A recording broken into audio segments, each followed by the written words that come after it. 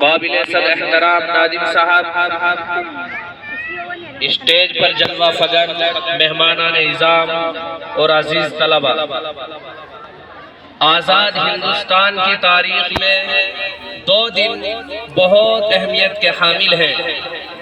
ایک 15 اگست اور دوسرے 26 جنوری۔ جیسا کہ آپ کو معلوم ہوگا کہ 15 اگست 1947 کو ہمارا دیش، ہمارا ملک اور وطن انگریزوں کے چنگل سے نجات پایا، یعنی انگریز ہمارے اس پیارے ملک کو چھوڑ کر چلے گئے۔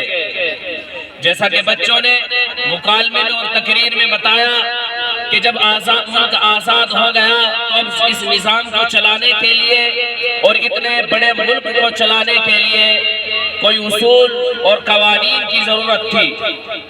اسی لیے ہندوستان کے بزرگوں نے، ہمارے بڑوں نے ایک کمیٹی بنائی جو ڈاکٹر بھیم راؤ امبیڈکر کی صدارت میں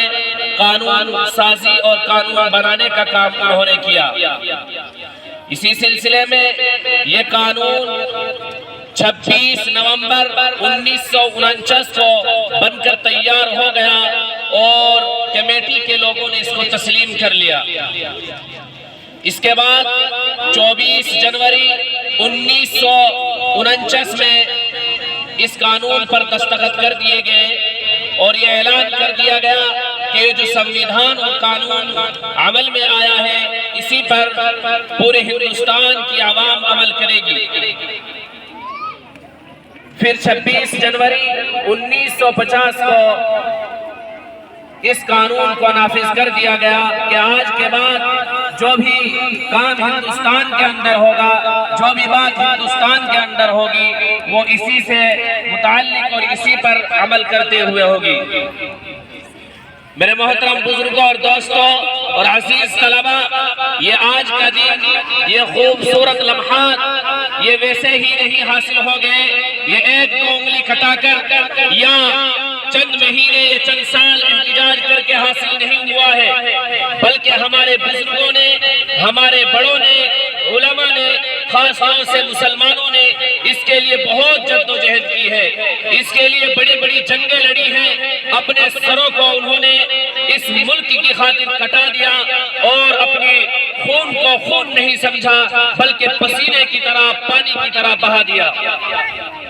میرے محترم بزرگوں اور دوستوں اور عزیز طلبہ، بہت ساری قربانیوں کے بعد آج ہمیں یہ جشن یوم جمہوریہ منانے کا موقع ملا ہے۔ ہمیں آئین یہ سکھاتا ہے کہ سب کے سب یہاں برابر ہیں، کسی میں کوئی تفریق نہیں ہے، کوئی فرق نہیں ہے، چاہے وہ مسلمان ہو،